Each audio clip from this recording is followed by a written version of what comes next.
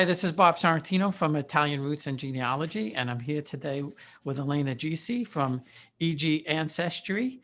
And we're going to talk a little bit about this fantastic document, actually a will that I found, and Elena translated for me. So thanks, Elena. Thanks for being here. You're welcome. Thank you for your invitation. So before we get to my stuff, you had a very interesting thing happen within the last couple of months, and that is you did some research for Lewis Gates Jr., correct? Yes. Well, I did it a couple of years ago, 1.5 years ago. It was September 19. And the program, the show Finding Your Roots, had contacted me in order to ask me to research the genealogy of a famous actor, who is Christopher Meloni. And his origins are Italians, of course. And I researched both sides of his family, and I found a big amount of stories and people, names, perhaps something like 70 ancestors. And I went back on a family line back to the 17th century. And in the end, they broadcast this show, this episode. But the most important, the most intriguing ancestor was his great-grandfather, who had been abandoned as a child. He was a foundling. And this was the main story, the topic of the episode. So some of my friends and customers were disappointed because they didn't see the big job I did, because they stopped very early. But it was great. It was great because it was a very interesting and touching story. And even if all the rest had not been broadcast on TV, I'm happy the same. And well, if Christopher Meloni will like to have his full genealogy tree and all my reports and all my findings, I will be very happy to give it to them. Well, I'm going to make sure I send this to him because I'm not shy. So, so I sent you a link to this will and testament. It was from, I think, Google Books or something like that. It was all in Italian, which I didn't have a clue. But how unique is it to find a document like this, whether it's on Google or whether you're in Italy and you go to a notary and find that? The point of the researching is that you never know what you will find. It may be a will, a very long and detailed will like the one you found, but sometimes for other investigations I found clinical records or foundling records or sentence trials. And all of these are very interesting because they give you, they tell you a story about your ancestors. I don't mean only the aristocrats like your family, but also common people. There may be a hidden story somewhere, and it's just a matter of patience or luck if you come to one of these documents, which could contain a great deal of information and details and data about your ancestors and family. How did you go about starting with it and reviewing it? Because I know you gave me a very detailed report. So how do you do all of that? Okay, so I read it very quickly at first, just to understand what it was about. So I understood it was a will, or better, it was the transcription of a will, which had been commented already in the 19th century by a lawyer. And all of this was following a sentence trial, a suite from between two members of your family. So I read it very quickly to understand the context and the people involved and so on. And then I started by reading it thoroughly, but disregarding all the bureaucratic stuff, because in all the text is usually full of bureaucratic things, and a lawyer's explanation is full of details. And I was focusing on your wish that you wanted to achieve with this document, and it was who are the members of the family, which is the structure of the family, what is involved. I assume that you didn't care about the law being Article 8 or 15 or else. So I disregarded all this stuff, and I made it very shorter. And then while I was reading, in parallel, I was writing everything that was everything important, the juice of this will that was coming from this document. And in parallel, I was making a family tree in Excel so that I had a focus on how the family was composed, the structure of the family, the people involved, the dates, whether they were deceased already or they were still alive. I guess there were three brothers. Two of them didn't have children. And my fourth great grandmother was the daughter of one of the brothers, I guess, of the Baron of Carpignone. Am I saying that right? Carpinone, yes, Baron of Carpinone. Yeah, which I looked up the picture. It's a beautiful place on a mountaintop. I looked at the picture, so yes, it's a very nice village on the hills in the mountains. Which they purchased in, I think it was 17, or sometime in the 1700s, they purchased it. But so two of the brothers didn't have children. And I guess would have been my fourth or fifth grade uncle decided to split up the estate in a certain way. But I think unusual for Italy, he decided to give one of his nieces a big portion of the estate or the money, correct? Yes, in the end, it was not really his first decision. Gaspar's will and his vision, because he had a strong vision behind this will, was that the estate and the goods and the money must not be scattered among nephews and too much people. He wanted all the wealth to remain in one person, and this person was his nephew Giuseppe, who is the father of your ancestor. And at first he didn't want to give anything to the women, to the female line, just a few money, 8,000 ducati out of 100,000. Mm-hmm. So it was just a small portion, but then eventually nothing went as it wished to.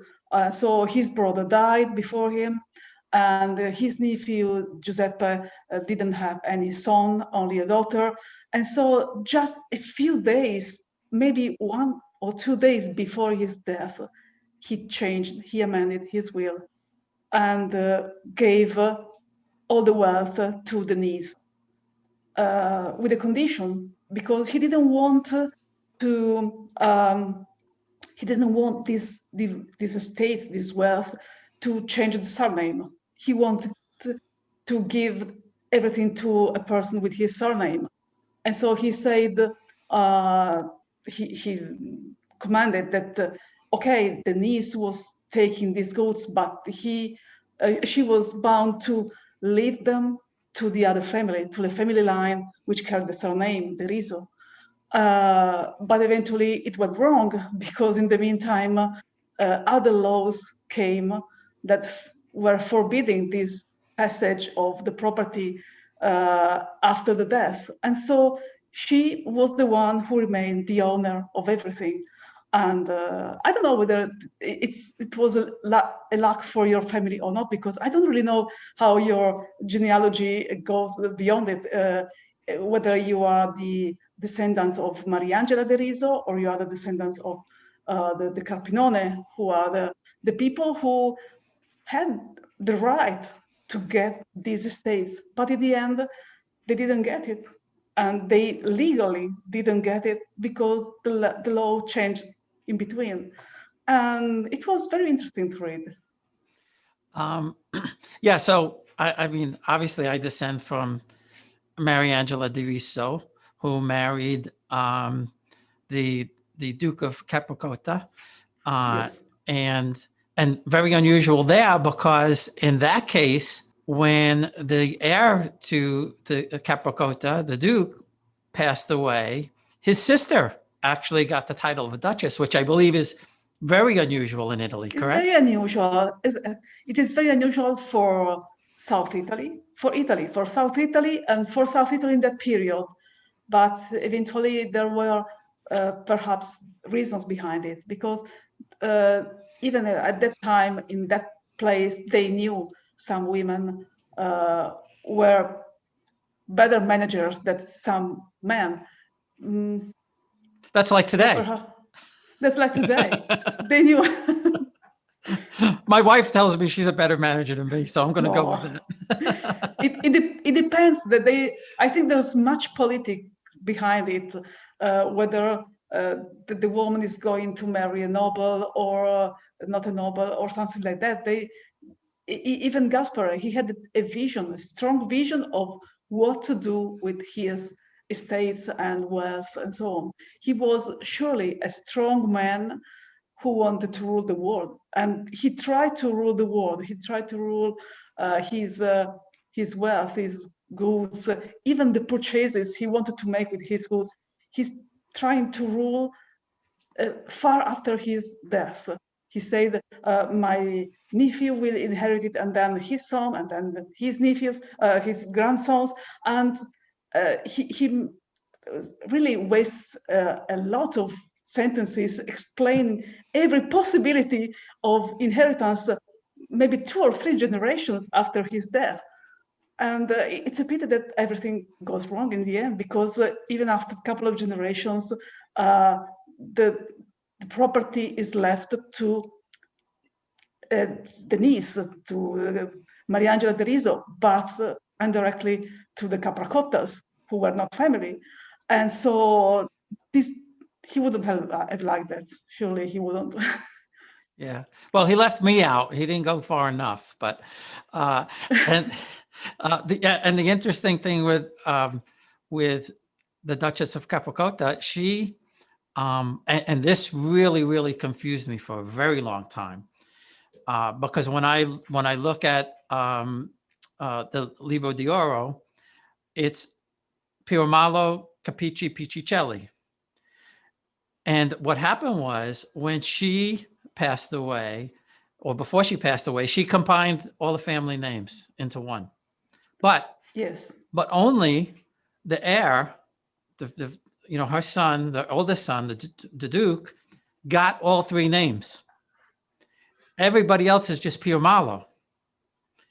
And that was making me crazy until I finally was able to find enough birth and death records and put it all together. And then I found 3rd and 4th cousins in Italy who confirmed, and they said, yes, our fathers or our great grandfathers, only Pirmalo. And so when you look now, only that one line has Pirmalo Capici Piccicelli. But they've been very nice. They believe that I'm actually a relative. Caracciolo, not so much. They're a little bit above. They were from princes, so I still haven't convinced all of them yet. Yes, there was an issue about passing on surnames to the children, because if the father was a noble, but the mother was a noble too, they didn't want one of the 2 surnames to be lost in generations. So they added names, surnames. But actually, I'm not really very familiar with this, because most of my research and investigations are on common people, farmers. And so I don't really know which is the politics behind all these. I mean, why Piromalo goes to one generation and the Piccicelli to the other generation. And there must be something behind it, and rules that I don't know about the aristocrats. Yeah, the only thing that I could guess is that because she changed the name before she passed away, she changed the name when her husband passed away, and she put all 3. And so I guess she conferred that name only to the heir, because he was the rightful heir, and everybody else was born Pirmalo, and that's what they were, and that's the way they stayed. But to your point, very interesting in my family is that, and I don't know how much of this my dad ever really knew.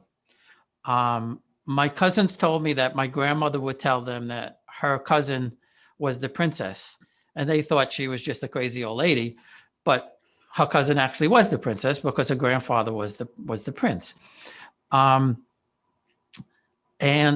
like I said, I don't know how much my father knew, and I don't know how much my grandmother, I mean, she passed away in 1961, how much she knew about the family and how far back it went. I have to think that she did.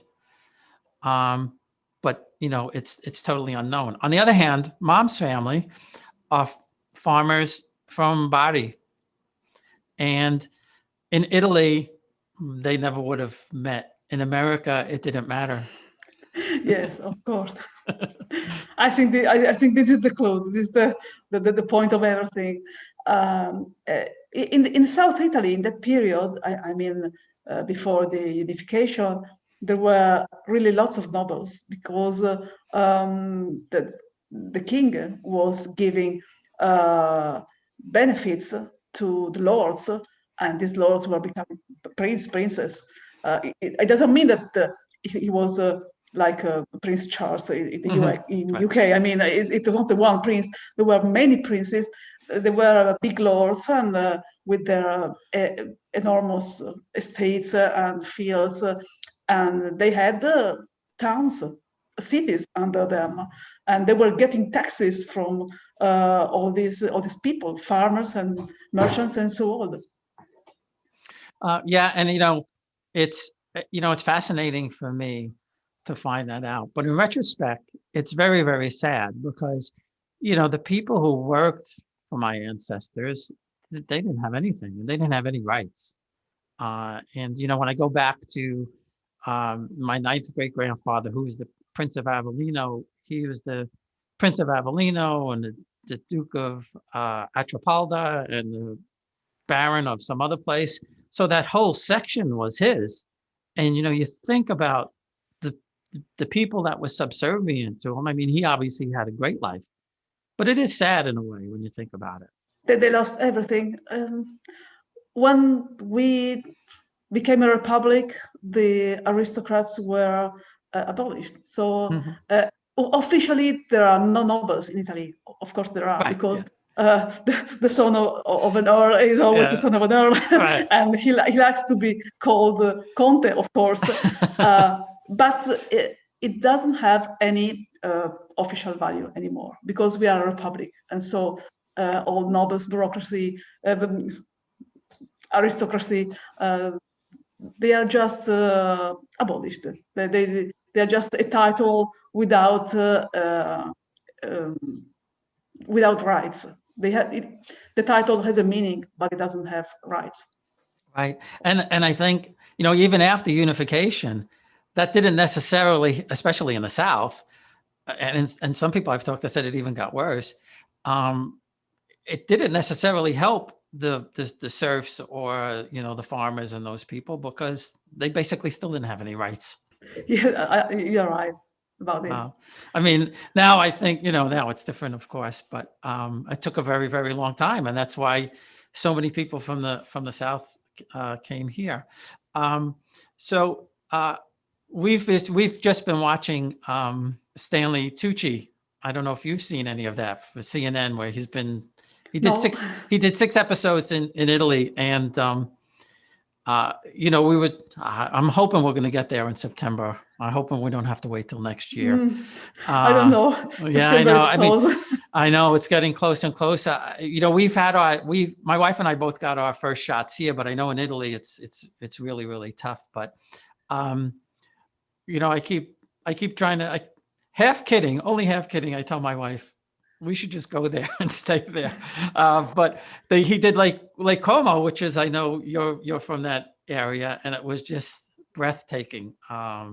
And I showed my wife the pictures. I said, see, we could look at the lake and we could look at the mountains and everything else. But for anybody who wants, whether it's a short document or it's a long document like mine, how would they contact you and to find out about their family, or if they need a professional researcher? Okay, so I have a website. It's www.egancestryresearch.com.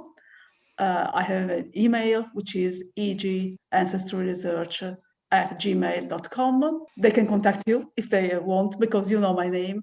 And I'm very happy to make not only the usual genealogical investigation, I mean, going to parish or researching online, but also to read and translate and summarize these kind of documents. For example, last year during the strongest lockdown for the COVID, I received some letters from my customers, letters that their grandfathers, grandparents had received from the Italian relatives who had remained in Italy. And they were saving these letters, but they couldn't read them because they are handwritten, they are badly written, they are grammarly poor because they were farmers, and they didn't have a clue. So I could read them, and it was amazing how many information about the family this letter contained. And it was not just names and dates, of course. It was really the psychology of the people. It was something like reading the will of Gaspare De Riso. You could catch his psychology, his thoughts, his vision. He wanted to rule the world. He was a strong man. He wanted to decide everything, and he was. You could feel he was desperate when he had to amend his will according to the change that had happened. So his brother had died. The small son of Giuseppe died, and so I could feel his desperation, saying, I have the right to change my will, and I'm going to change it right now. And from the date he changes his will, and from the date the will is opened after his death, is only 4 days.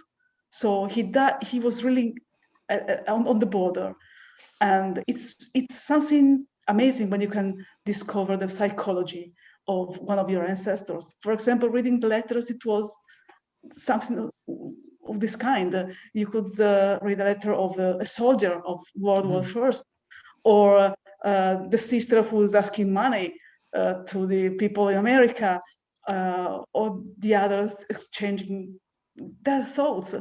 And this is very, very nice. And it's something that perhaps people have at home in a drawer and don't know what to do with them. And this is part of my job. I mean, it's not only going to archives, which I love, but also to take every document that can hide stories and make it readable to my customers, to anyone. It sounds like it almost broke his heart to have to, and this is crazy, in this day and age, but almost broke his heart to have to leave it to his niece rather than a nephew. I think so. I think so. That's I don't crazy. I don't think it has anything to do with love and affection. I'm sure. No, right. I'm sure he was loving her, and I'm sure she was loving him, because she was the one who went on doing everything he had ordered. For example, the mass, a daily mass to be held every day for the duration of the war, he said. Yeah. and I was shocked to read that. It means he really wanted to rule the world even 100 years after. But she was the one who paid the priest to hold a mass every day. So she was eventually loving him, and it was reciprocate. But of course, she couldn't be the legitimate heir, because he wanted the estates to remain with the De Riso while she became a Capracotta. And I'm sure he wouldn't have liked that. Yeah, no, I'm sure. Well, this has been great as usual. And for anyone who missed it, I did a previous interview with Elena and one of her clients about the woman in black. So I'm going to post that out there again too, so people can listen to it, because that was another fantastic story. Well, thanks again. And I'm hoping I'm going to see you maybe in September or maybe next year. I hope to. Things are going slowly here, but we all hope that it will be released the lockdown sooner or later. Yep. And stay safe. Stay safe. You too. Have a nice day. You too.